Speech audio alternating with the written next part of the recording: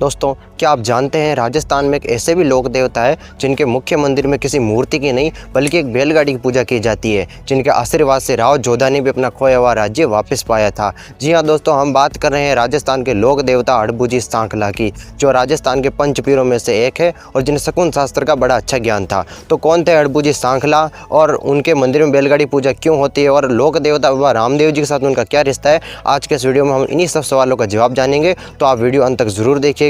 उससे पहले आप हमारे चैनल को सब्सक्राइब कर लें, क्योंकि इस चैनल पर आपको इसी प्रकार की धार्मिक और ऐतिहासिक बातें जानने को मिलती रहेगी। तो चलिए अब बिना किसी विलंब के शुरू करते हैं।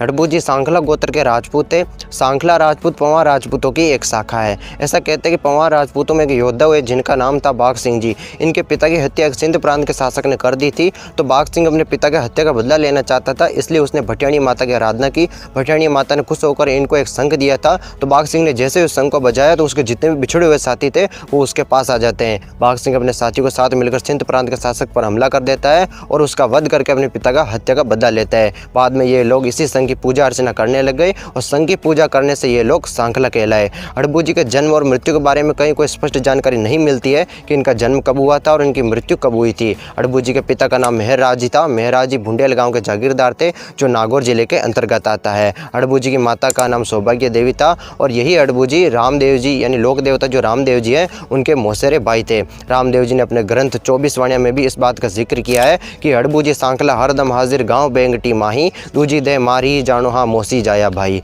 हड़बूजी यानी जो थे वो रामदेव जी के मौसेरे भाई थे। इस बात का जिक्र रामदेव जी ने किया है इस ग्रंथ में।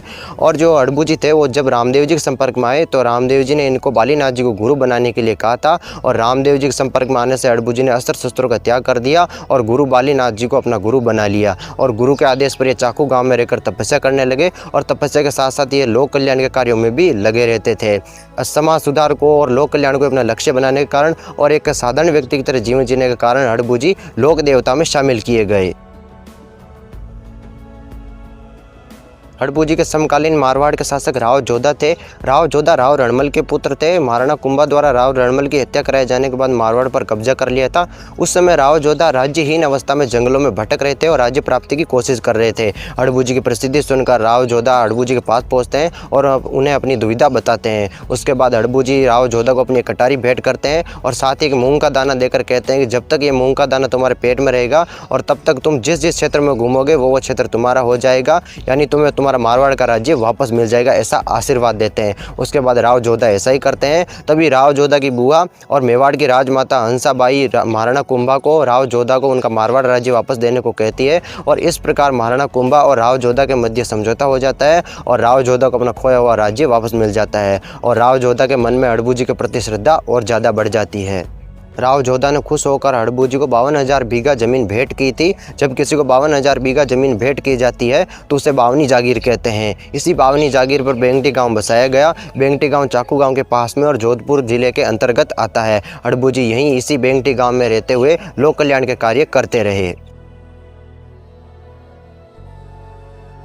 रामदेव जी अपने समय के सबसे प्रसिद्ध लोक देवता थे और रामदेव जी हड़बूजी को अपना दूसरा रूप कहते थे। ऐसा कहते हैं कि जब रामदेव जी ने समाधि ली तो वे अपने साथ अपना कटोरा और छड़ी समाधि में ले गए थे। बाद में प्रकट होकर रामदेव जी ने यही छड़ी और कटोरा हड़बूजी को भेंट की थी। रामदेव जी को यह कटोरा और छड़ी मक्का मदीना साहिब पीरों ने दी थी। रामदेव जी के इस कटोरे का नाम रतन कटोरा था और छड़ी का नाम सोहन चिरिया था।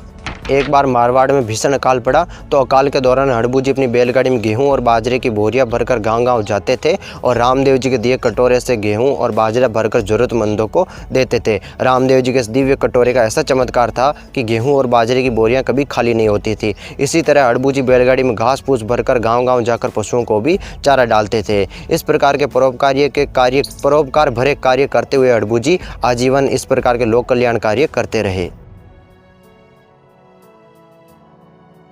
लोक देवता हड़बूजी सांखला का मुख्य मंदिर जोधपुर के बेंगटी गांव में बना हुआ है। हड़बूजी ने अपना अधिकांश समय यहीं पर बिताया था और रामदेव जी के समाधि लेने का 8 दिन बाद हड़बूजी ने जीवित समाधि ले ली थी। इनके मंदिर में किसी मूर्ति की नहीं बल्कि एक बैलगाड़ी पूजा की जाती है। ये जो आप फोटो में देख रहे हैं ये वही 600 साल पुरानी हड़बूजी की बैलगाड़ी है जिस पर वह गेहूँ बाजरा और घास फूस भरकर जरूरतमंदों की सेवा करते थे। ऐसी मान्यता कि इस बैलगाड़ी के नीचे से होकर निकलने से कई असाध्य रोगों से मुक्ति मिलती है और मनोकामनाएं पूरी होती है। हड़बूजी को यह बैलगाड़ी राव जोधा राधा ने भेंट की थी। और इस मंदिर का जो पुजारी होता है वह राजपूत सांखला होता है। और यहाँ पर हर वर्ष मतलब कि हर साल यहाँ पर भाद्रपद कृष्ण छठ के दिन अड़बू जी का भव्य मेला लगता है।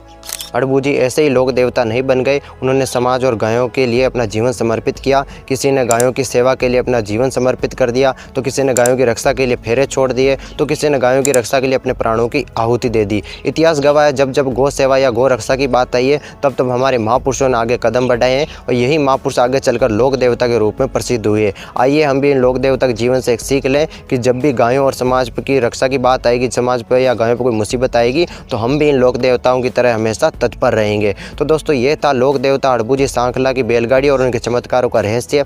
अगर आपको अड़बू जी सांखला का इतिहास पसंद आया हो, रुचिकर लगा हो, तो इसे अपनी मित्र मंडली में भी आगे से आगे शेयर कर दीजिएगा ताकि वो भी अपने ज्ञान में वृद्धि कर सके। और इस वीडियो को लाइक कर दीजिएगा। और अगर आपको इसी प्रकार की ऐतिहासिक और धार्मिक बातों में रुचि है तो आप हमारे चैनल को सब्सक्राइब कर लीजिएगा। इस चैनल पर आपको इसी प्रकार की नॉलेजफुल बातें जानने को मिलती रहेगी। तो चलिए मिलते हैं ऐसे किसी नए अनोखे किस्से के साथ। तब तक के लिए सभी दर्शकों को राधे राधे, जय श्री कृष्ण।